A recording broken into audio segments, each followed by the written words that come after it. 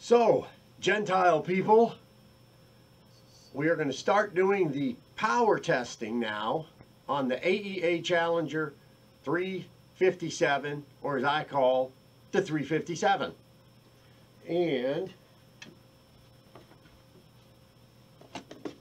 for you inquiring people that want to know,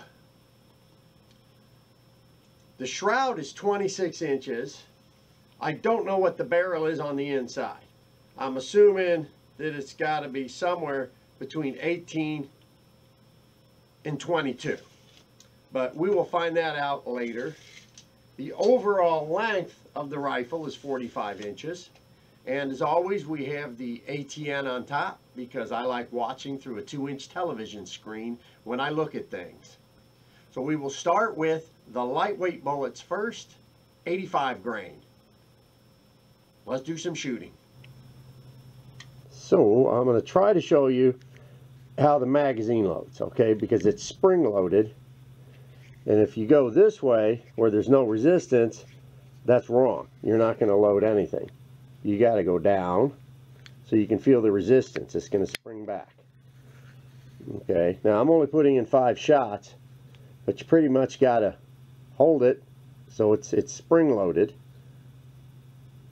And then the bullets are going to be coming out face first. So once you get that first bullet in like that, it locks it in position. So now you can go back through and load each individual cavity. Alright, so this one just holds it so it doesn't spring back. Okay, and then you just close it back and bingo. And there's a little detent right there to help hold that in place. If this gets a little too sloppy, you just tighten that Allen there just a fraction. That's it. Let's fill it up. 3600 psi. We've got the magazine in. I found a couple of Picatinny rail adapters here so I can use the mag, because I know some people are like, hey, I want to see the mag. It's like, I still never use the mag when I hunt, but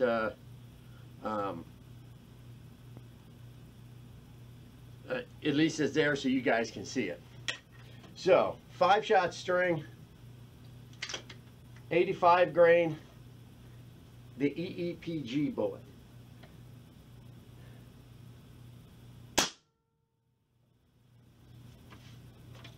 Sticking to my arm here.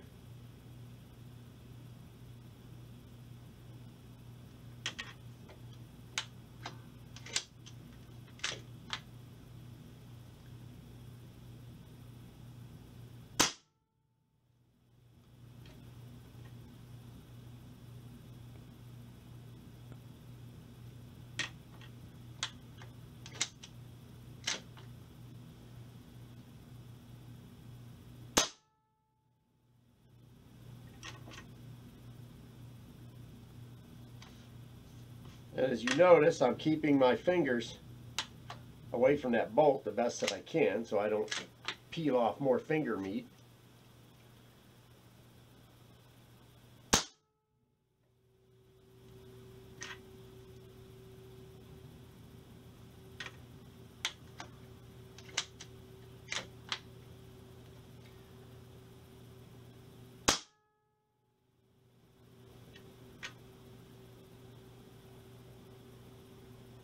So far the numbers are looking really nice.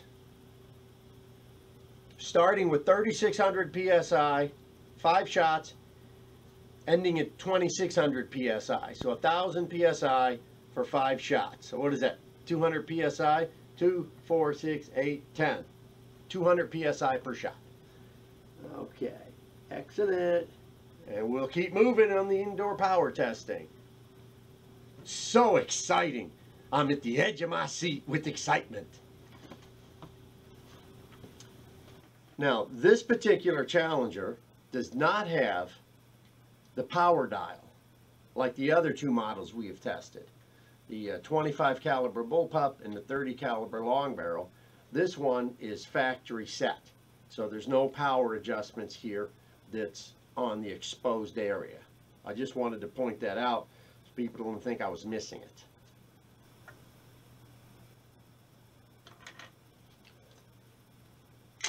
Shot one.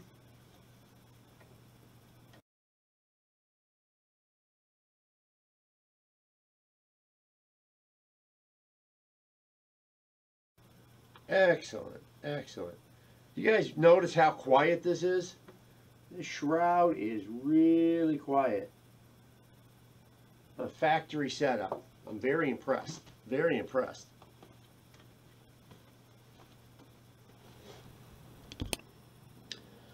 So this is how I make a single shot tray. This is that heavy duty packing foam or archery foam. Not the stuff that you know, flakes off in little pieces. This is, you know, like self-sealing archery. So I just cut a little segment and just make a little groove. I mean, you could, whoop, I just dropped my little piece.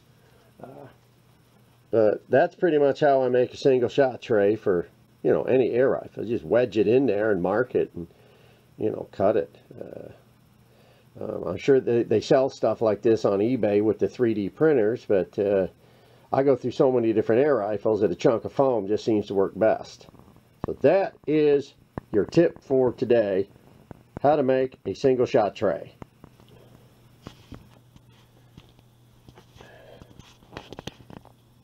There's a close-up of the single shot tray. Like I said, it's just a piece of foam sitting in there. Anybody can do it. You don't have to be like have artistic creative talent. Say, oh, I'm a scrapbooker, I can make a single shot tray. Anybody can make a single shot tray.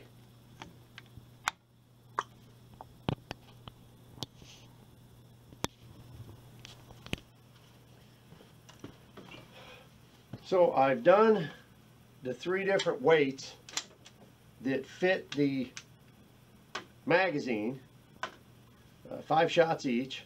Now we're going to do the larger bullets using the single shot tray.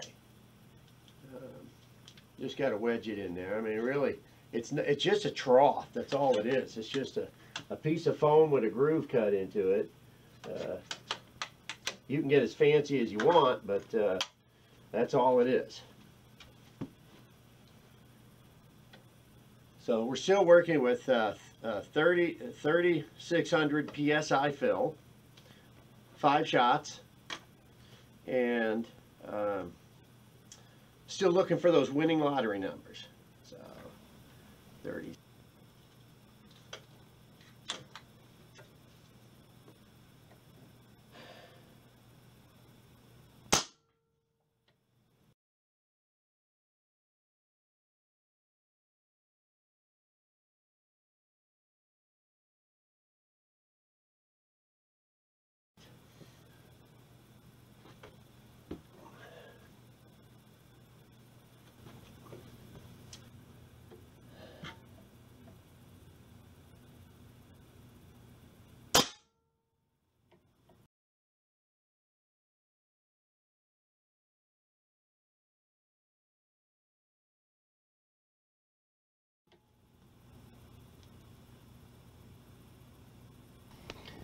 So these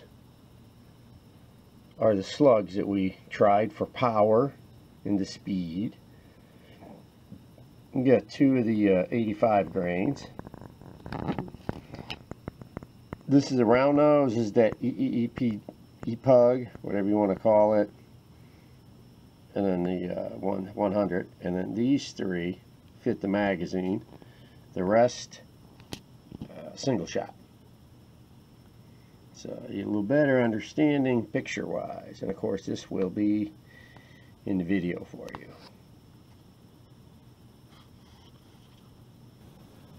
All right, let's talk about numbers. That's why we're all here. That's why we're watching this part 2, the power video, which is just as boring as part 1, opening the box. So I can't give you any accuracy update because I'm only shooting 15 yards. All right, so yeah, everything groups nice at 15 yards. Every now and then you get a flyer, but in general, everything groups nice, so it's not a true representation of what works. And I've always said this, just because it fits and it shoots doesn't mean it's going to be accurate. Read my lips. Accurate. So, two different 85 grains, 181, 183 foot-pounds, 100 grain, 203. You'll see it in the chart. I'm not making this up. Here's the chart, but I'll also have the chart right here in the video.